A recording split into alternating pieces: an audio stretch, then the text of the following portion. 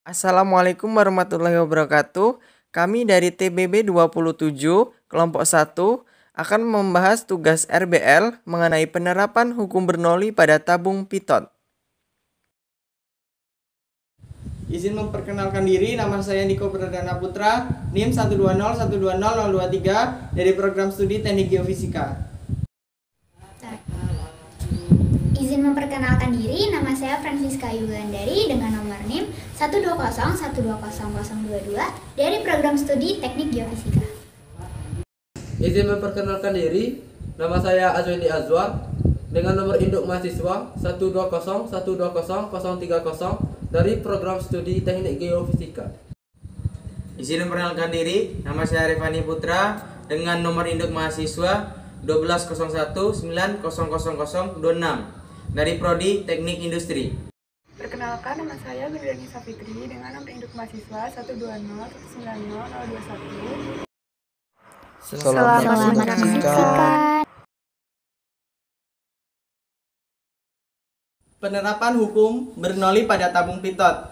Prinsip Bernoulli merupakan materi mekanika fluida yang menjelaskan suatu aliran fluida. Peningkatan kecepatan fluida akan menimbulkan penurunan tekanan pada aliran tersebut.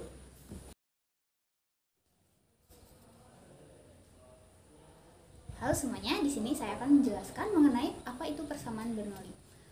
Dari hukum Bernoulli sendiri, bunyinya yaitu jumlah energi pada suatu titik di dalam suatu aliran tertutup sama besarnya dengan jumlah energi dari titik lain pada jalur aliran yang sama.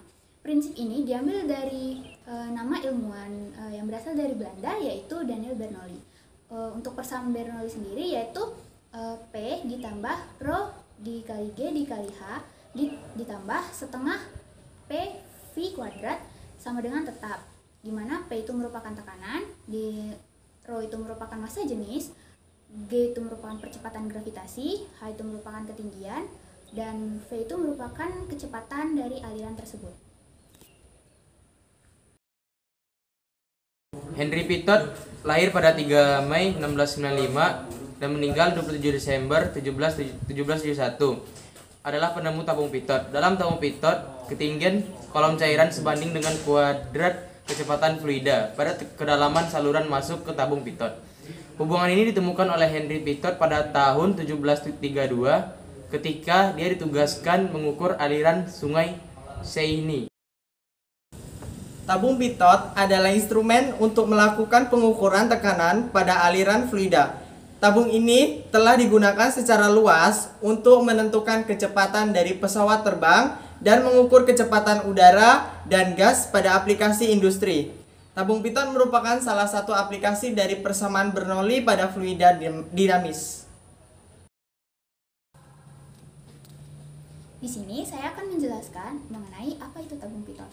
Tabung pitot terdiri atas tabung vertikal yang diletakkan mendatar dengan luas penampang yaitu A, dan sebuah tabung berbentuk U dengan luas penampang yaitu A, di mana luas penampang yang pertama itu diberi nama A1 dan luas penampang yang kedua itu diberi nama A2.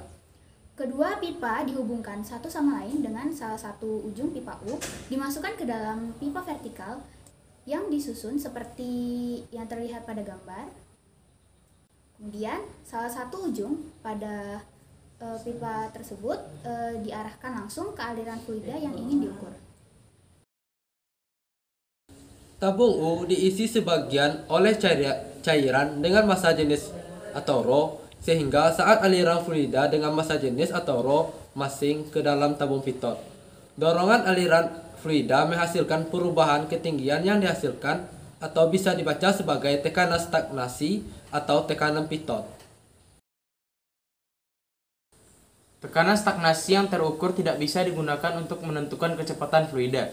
Namun persamaan Bernoulli menyatakan bahwa tekanan stagnasi sama dengan tekanan statis ditambah tekanan dinamis. PT sama dengan PS tambah Rho V kuadrat per 2. Persamaan kecepatannya V sama dengan akar 2 PT kurang PS per P, yaitu bisa kita ketahui bahwa PT sama dengan tekanan stagnasi, PS sama dengan tekanan statis, Rho sama dengan densitas fluida.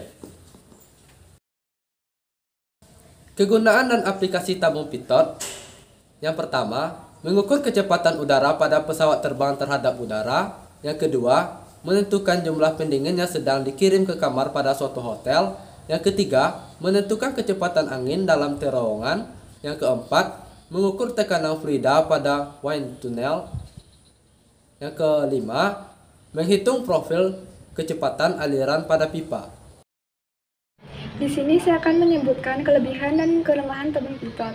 Kelebihan tabung pitot yaitu memiliki susunan yang sederhana, relatif mudah dan murah, tidak perlu adanya kaligrafi, dan juga pressure drop aliran yang rendah. Kemudian kekurangan tabung pitot yaitu keakuratannya masih rendah untuk beberapa aplikasi, dan juga pipanya harus lurus dengan kecepatan aliran untuk mendapatkan hasil yang baik. Terima Terima kasih.